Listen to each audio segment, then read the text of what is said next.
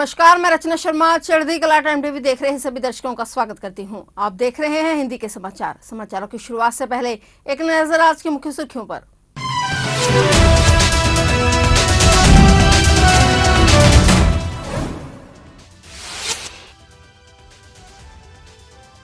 Paris Olympic का शानदार समापन, टीम क्रूज को लेकर दिग्गज कलाकारों की परफॉर्मेंस। मनु भाकर, श्रीजेश ने थामा तिरंगा।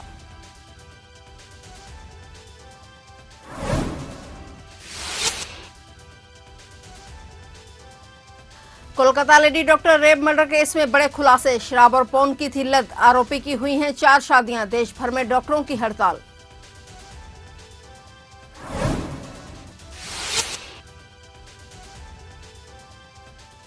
बिहार में बड़ा हादसा, सिद्धेश्वर धाम में मची भगदड़। कई लोगों की हुई मौत, कई घायल।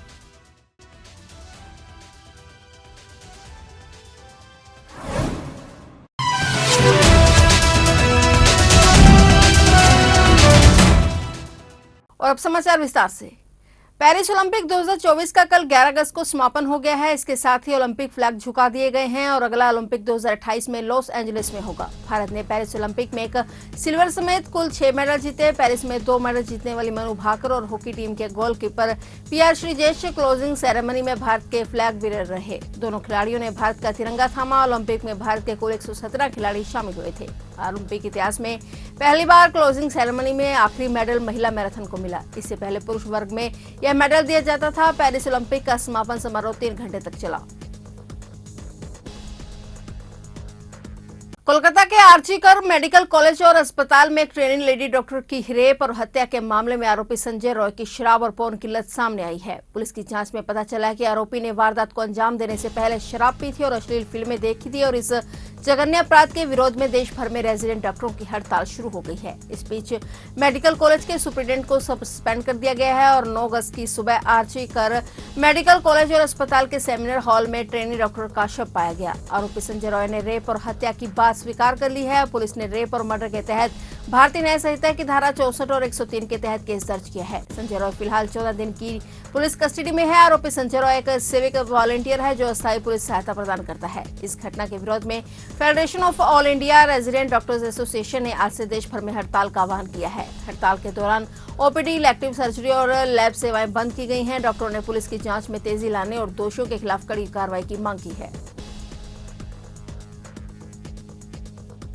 दिल्ली के मुख्यमंत्री अरविंद केजरीवाल ने जमानत के लिए सुप्रीम कोर्ट में एक नई याचिका दाखिल की है। इसमें उन्होंने सीबीआई केस में अपनी गिरफ्तारी को भी चुनौती दी है। दिल्ली हाई कोर्ट ने उनकी याचिकाओं को खारिज कर दिया था। हालांकि अब सिसोदिया को जमानत मिलने के बाद सीएम केजरीवाल की उम्मीदें भी बढ़ गई हैं। आम आदमी पार्टी के प्रमुख ने अपनी याचिका में दिल्ली हाई कोर्ट के 5 अगस्त के फैसले पर सवाल उठाया है, जिसमें कहा गया था कि उनकी गिरफ्तारी न तो वैध थी और न ही बिना किसी उचित आधार के थी। हाई कोर्ट ने कहा था कि सीबीआई ने उनकी हिरासत और रिमांड को सही ठहराने के लिए पर्याप्त सबूत पेश किए थे। अरविंद केजरीवाल ने अब हाईकोर्ट के इस आदेश को चुनौती देते हुए सुप्रीम कोर्ट से जमानत मांगी है। उनकी ये याचिका सीजेआई डीवाई चंद्रचूड़ के समक्ष तत्काल सुनवाई के लिए उल्लेख किए जाने की उम्मीद है।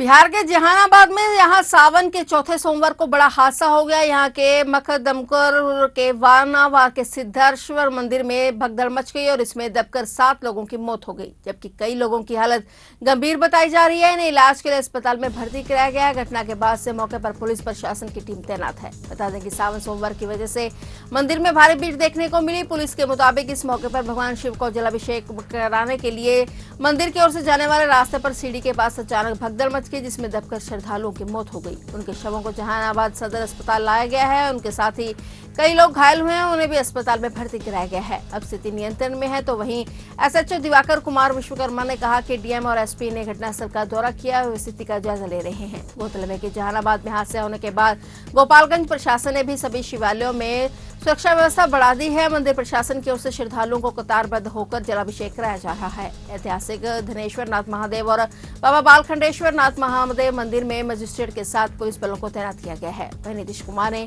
जहानाबाद हादसे पर दुख जताते हुए मृतकों के परिजनों के लिए मुआवजे का ऐलान किया है। यहाँ पे डीएम साहब भी आए थे, एसपी साहब भी आए थे और वो सब विजिट कर रहे हैं, सब जगह देख रहे हैं कहाँ पर क्या चाहिए। तो प्रशासनिक क्या अभी यहाँ पे आप लोगों ने क्या व्यवस्था कर रखी है? व्यवस्था के सारे लोग यहाँ पर पहुँचे हैं। आप लोग उनके परिजन से ले गए, सत्यापन कर रहे हैं, उनका फिर मेडिकल संबंध जो पोस्टमार्टम होगा। राजस्थान से दिल को दहलाने वाली खबर सामने आई है। यहाँ के भरतपुर जिले में बाणगंगा नदी में नहाने गए 7 युवकों की डूबने से मौत हो गई। जब 7 युवकों के शव उनके गांव पहुंचे तो परिजनों और ग्रामीणों में कोहराम मच गया। 7 मृतकों का एक साथ दाह संस्कार किया गया, जिसमें सभी की आंखें नम हो गई। इस घटना के बाद से गाँव में शोक का माहौल है। घटना बयाना उपखंड के पिदावली गाँव के पास बाणगंगा नदी में घटी, जहाँ बारिश के पानी से भरे गड्ढे में नहाने गए श्रीनगर गाँव के 7 युवकों की डूबने से मौत हो गई। यह हादसा इतना भयानक था कि जिसने भी इसके बारे में सुना वह स्तब्ध रह गया। डूबने से मरने वाले युवकों की उम्र 14 से 22 साल के बीच की बताई गई है। घटना के बाद जिला कलेक्टर डॉक्टर अमित यादव ने मौके पर पहुंचकर परिजनों से मुलाकात की और उन्हें हर संभव सहायता का भरोसा दिया। वहीं नीतीश सरकार ने भी वहां पर दुख जताते हुए मुआवजे का ऐलान किया है।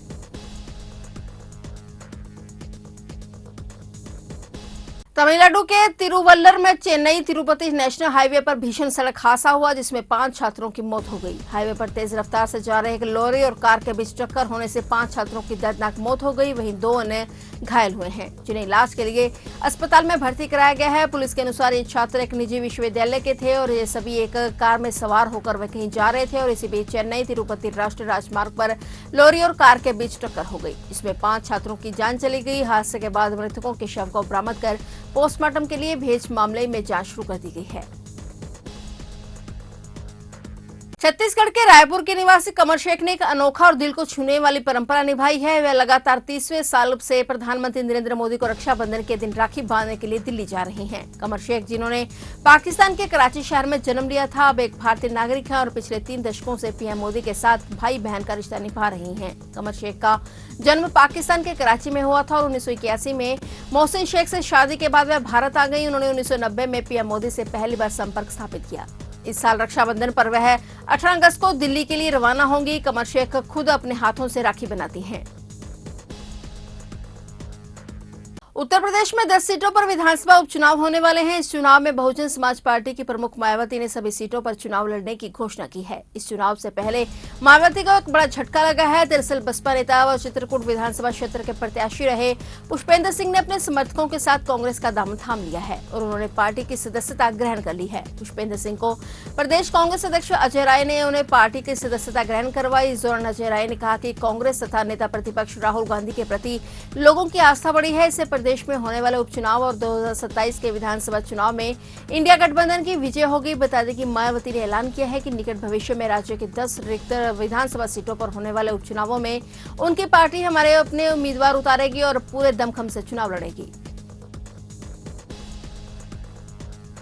राजस्थान में हो रही भारी से अति भारी बारिश के कारण करौली, भरतपुर और हिडौन समेत राजधानी जयपुर में बाढ़ जैसे हालात पैदा हो गए हैं। आज भी बारिश के अलर्ट को देखते हुए इन जिलों समेत 6 जिलों में स्कूलों की छुट्टियां घोषित कर दी गई हैं। मौसम विभाग ने 7 जिलों में अति भारी बारिश का ऑरेंज, 11 में भारी बारिश का येलो और 3 जिलों में सामान्य बारिश की चेतावनी दी है। जयपुर में द्रव्यवती नदी उफान पर आ गई है। राजस्थान में काल भरी बारिश अब लोगों को निगलने लग गई है। राजस्थान में हुई भारी से अति भारी बारिश के कारण जहां करीब 25 से ज्यादा लोग नदी और बांधों में बह गए हैं, वहीं कई अन्य मकान गिरने और बारिश जैसे दूसरे हादसों का शिकार हो गए हैं। हालांकि बारिश के कारण हादसों में मारे गए लोगों को अभी तक अधिकृत आंकड़ा सामने नहीं आया है, लेकिन मरने वाले की तादाद 4 दर्जन तक पहुंच सकती है। राजस्थान में मूसलाधार बारिश लगातार कई दिनों से कहर ढा रही है। बारिश के कारण पूरे प्रदेश में हाहाकार मचा हुआ है। प्रदेश में मौसम और बारिश के बिगड़े हालात को देखते हुए भजनलाल सरकार अलर्ट मोड पर आ गई है। मुख्य सचिव ने आला अधिकारियों के साथ बैठक कर प्रत्येक गतिविधियों पर नजर रखने के निर्देश जारी किए हैं। तो आप देख रहे थे हिंदी के समाचार और नए समाचारों के साथ फिर से हाजिर होंगे। तब तक के लिए देखते रहिए चढ़ती कला टाइम टीवी।